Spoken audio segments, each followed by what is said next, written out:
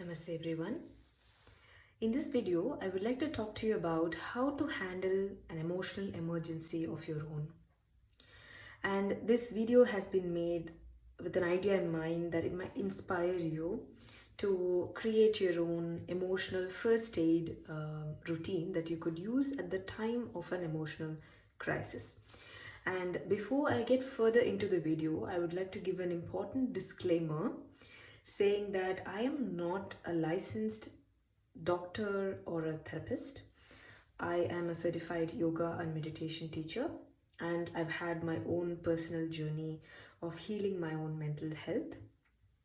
And everything I share in my videos and what I intend to share today in this video as well is coming from my own personal experience, what worked for me, and what I believe might work for some people. And I'm fully aware that it is not a replacement for medical attention. And I highly encourage people to seek all forms of support that might help them in a professional way, assist them in healing their own personal emotional emergencies. Okay, so this is only meant to be possibly inspiring you to think about what you would do as a first aid to help yourself at the time of a personal mental or emotional crisis. Okay, and this is applicable to people who feel that sense of autonomy, that they can do something about it at the time of a personal emotional emergency. Okay, with that disclaimer in mind, I would like you to listen further into this video. Okay, so what qualifies as an emotional emergency?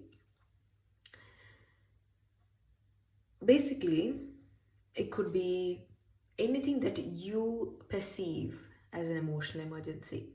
At the end of the day, it is a feeling that you may get when you are really overwhelmed by any kind of emotion. Either you're so overwhelmed that you start crying uncontrollably, or you feel your mind is racing too fast and you have just too many thoughts that run out of control, and you're feeling a lot of emotions at the same time sometimes.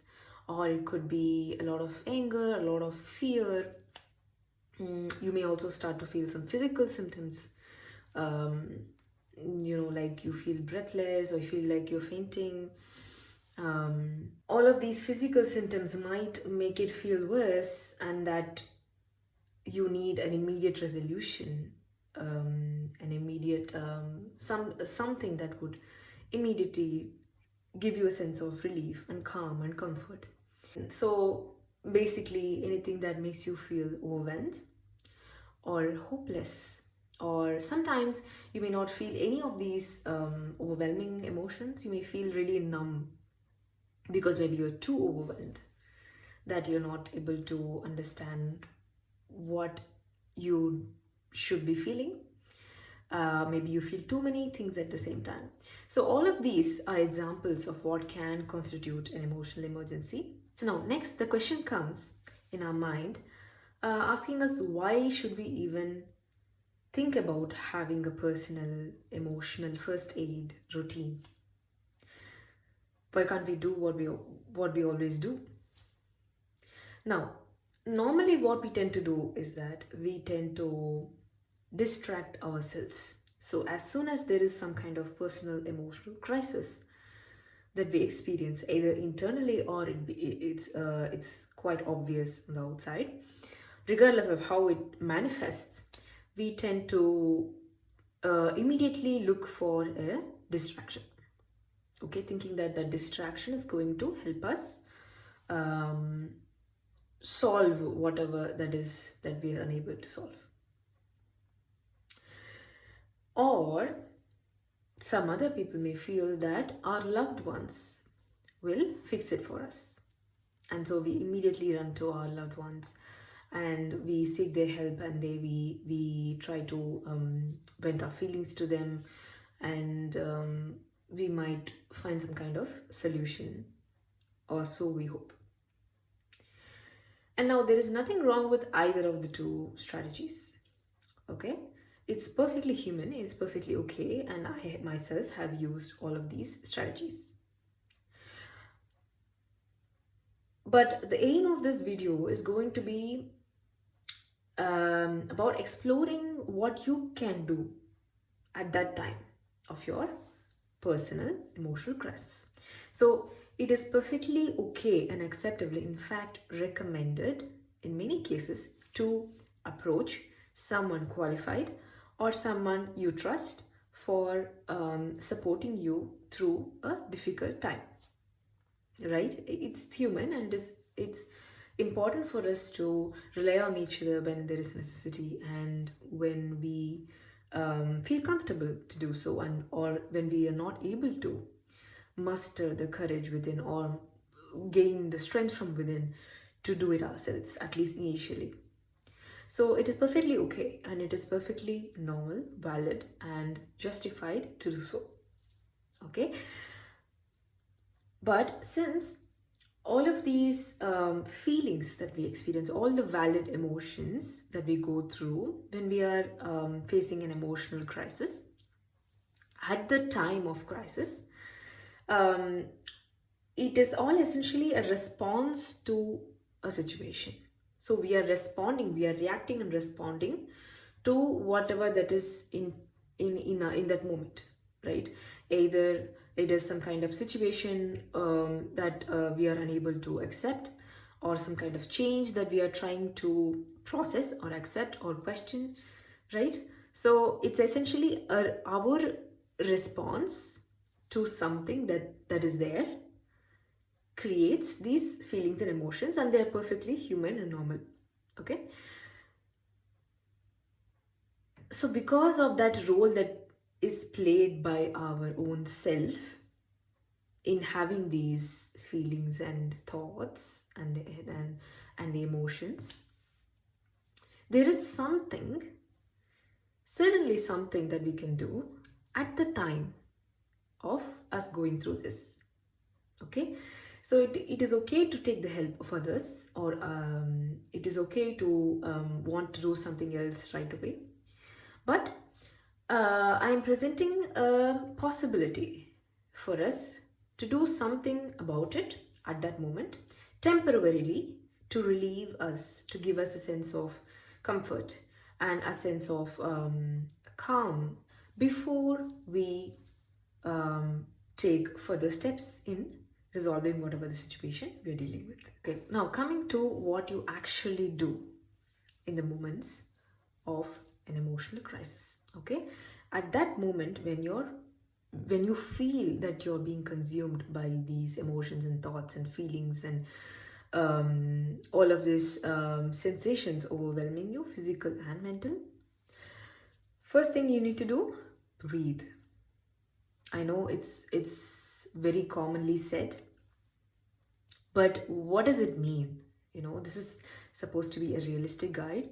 So I'm not asking you to meditate or sit and chant at the time of crisis, or just, start um, chanting affirmations or things like that. I know it might work for many, but it never worked for me at the time of crisis. They all were very helpful, but perhaps after any of my crisis. So first thing you do is breathe. What I'm trying to tell you is not to sit and do some kind of pranayama or some kind of elaborate breathing exercise. Just bring your attention to your breath and make it deeper, because in that moment what you're trying to do is bringing yourself back to the present. So there are 3 steps that I would recommend that would help you to bring your awareness back to the present moment. Okay, they are not hard. Okay, they are very doable and they work. Okay, I have done these personally, and so I'm suggesting them to you. So when I say breathe, this is what you're going to do. You're going to gently notice whatever the emotions you're going through, let them be. Okay, they can be there, you can still keep crying, you can do whatever that is going on, but just gently notice that you're breathing. Okay, and then when you notice it, try to breathe longer. So try to deepen your breath. Inhale and exhale.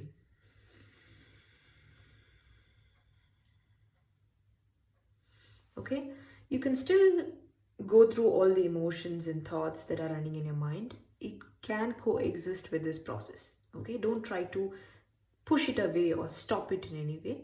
Okay, just you're just shifting, it's like multitasking, right? You're trying to, while you're thinking all those emotions and all these feelings are coming up, they are there, and while they are there, you're just casually looking at your breath, looking at how you're breathing. Okay, and once you look at how your breath is, you have that moment of control to deepen your breath. So just take a deep breath in for 5 counts and out for 5 counts. So the counts are also not something technical. It's just a way for you to direct your awareness into the breath, because when you're so overwhelmed by thoughts and emotions and feelings and your physical sensations even, uh, having a count in your mind that I'm going to breathe for 5 counts, I'm going to exhale for 5 counts, it actually channels the awareness more easily. Having the counts help you do that. So just breathe in for 5 counts and breathe out for 5 counts. Keep doing this. Let everything flow, let every other emotion and feelings flow along with this process. You can still be crying, you can still be thinking all those things, it's okay. But all the while you do that, just count 5 and inhale, and for 5 counts you exhale. Okay, do this for 5 minutes, 5 whole minutes minimum. You have to do this. Okay, keep a timer, and you keep crying, you keep whatever, let whatever is going on in your mind, let it happen. And while you do that, do this. Step 2, drink a few sips of water. Now it sounds again very simple, right? But it activates your senses. Okay, it brings your awareness back into the senses. Even though you may still be thinking all these thoughts, even though you may be going through all these emotions, take a few sips, and you may not feel better right away. That's okay. It will also hydrate your mouth, because more often than not, when you're crying, when you're in this moment of emotional distress, you may be dehydrated. Okay, so drinking water brings your attention to the temperature of the water, the sensation of drinking that water in your mouth, and the feeling of the water entering your throat and into your stomach. Okay, so these all anchor you back to the present moment. Step 3. This might sound a little bit weird, but trust me on this, and try to stomp your foot on the floor a few times. You can do it slowly, you can do it fast, you can also follow a particular rhythm. It doesn't matter. You can also erratically stomp on the floor. And while you're stomping on the floor, bring your attention to the vibration that is created under your feet. So when you stomp on the floor, thug, thug, you're able to sense the hardness of the floor that you're stomping on, and you feel certain vibrations as a result of having stomped on the floor, right? Now all these things anchor you to the present moment without you even realizing it. Okay, and they are very good grounding practices. So you can do that a bunch of times while you're focusing on your breath, or you're sipping your glass of water, whatever it is. Just do it, just blindly do it. You don't have to be convinced by how this works, whether it's working or not. You don't have to constantly evaluate if it's working or not. Just blindly do it and know that it is having some kind of impact on bringing you back to the present moment. So you can also give yourself a gentle hug. You can squeeze your arms.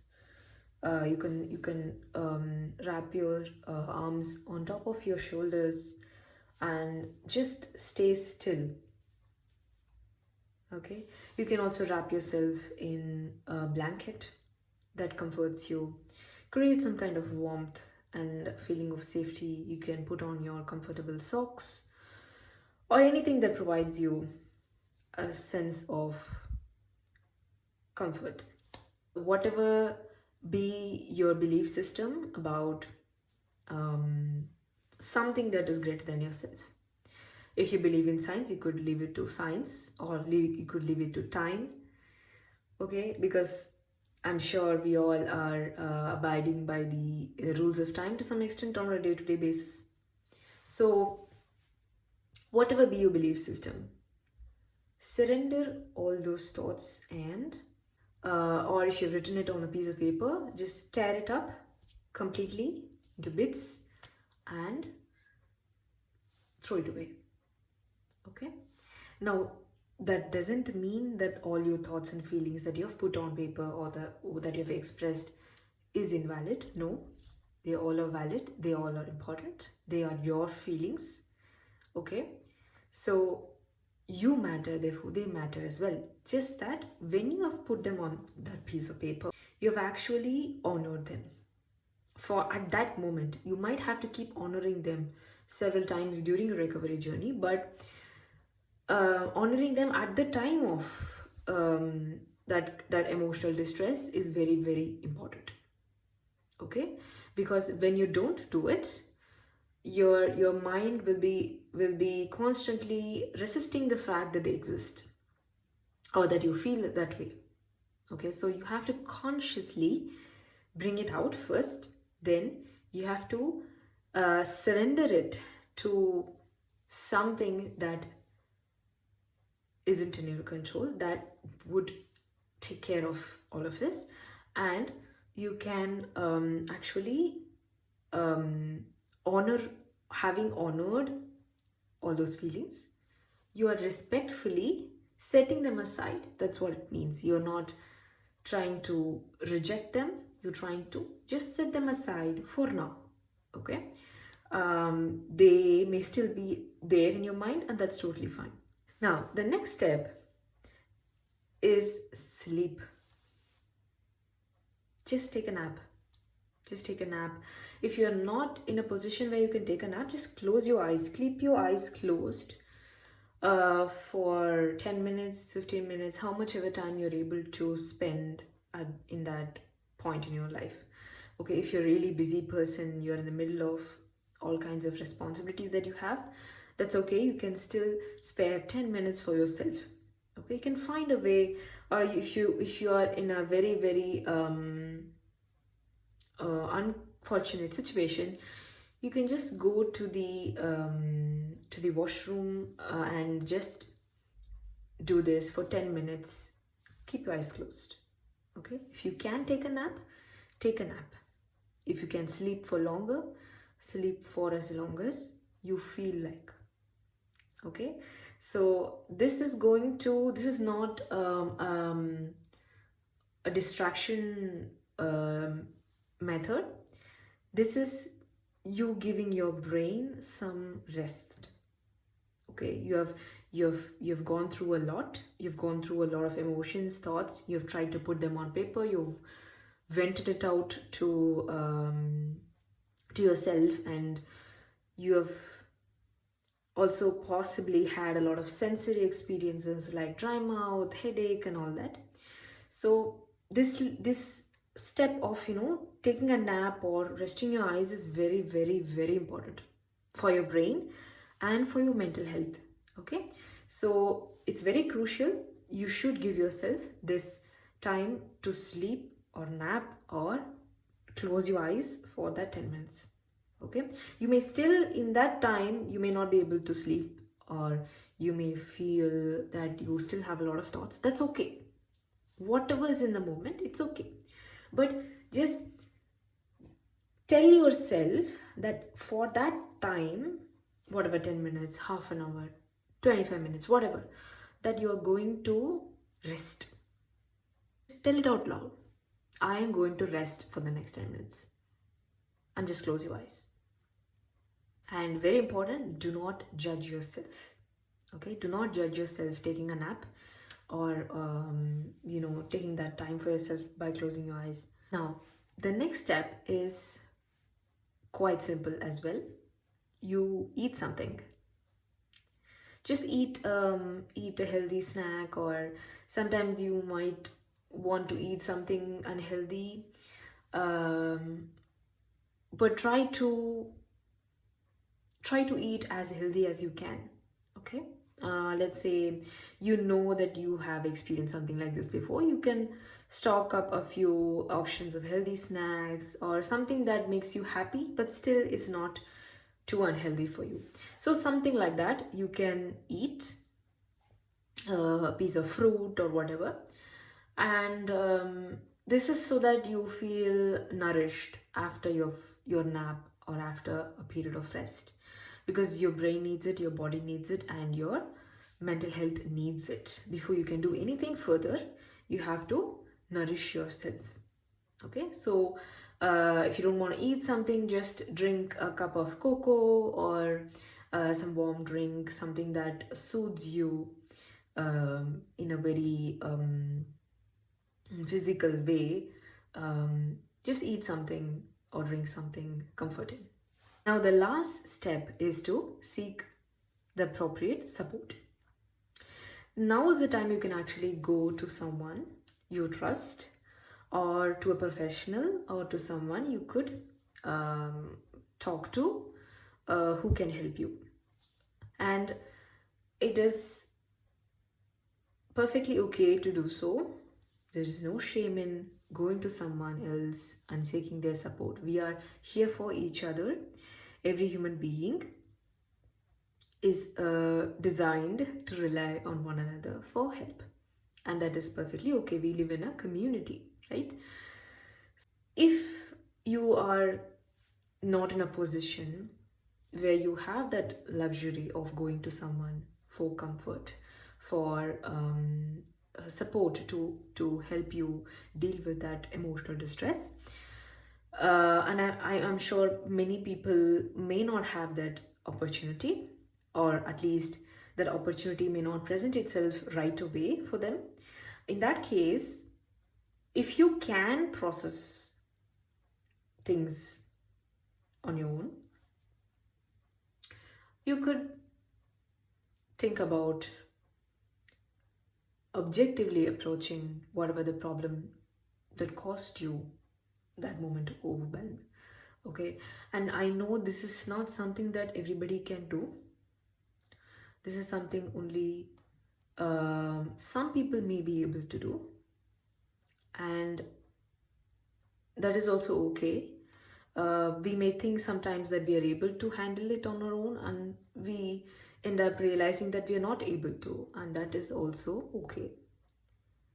Okay, but if you feel like you are okay doing that, in that case you can sit and maybe write down, or just objectively analyze what solution you can come up with for that problem that caused you that moment of emotional distress.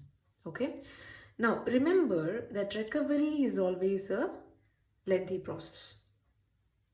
It's not a one-step process or something that can be done in one day or 1 week. It takes time, it takes patience, and most importantly, it takes commitment from you towards your own well-being. Okay, it might be harder to sometimes find that commitment from within you. You might feel like it's too much, or even if help is available, I feel like I may not want it, and that is okay too. That is your free will. But know that recovery in general for anyone facing emotional distress is not a one-step process. Have patience. Know that many people have recovered from whatever that upsets them, either in a small scale or in a large scale. There is hope, is what I'm trying to say. Okay, if even if there is a situation for which there is no solution, there can be something, always something that can be done that can help you cope with that situation in some way, in a healthy, productive way. Okay, you may not know it right away, and that is okay. Most of us don't, but it's a process. We can arrive at the solution if the solution is not presented to us at that moment. That's okay too, because we can arrive at the solution at the end of the journey, in some along the journey, in on some day when we're trying to process it. Okay, so know that it's a process, it's not a one step thing. You need time and commitment to yourself.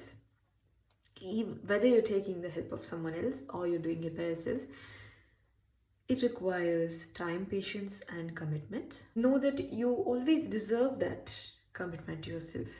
You are more valuable to yourself than anyone else, right?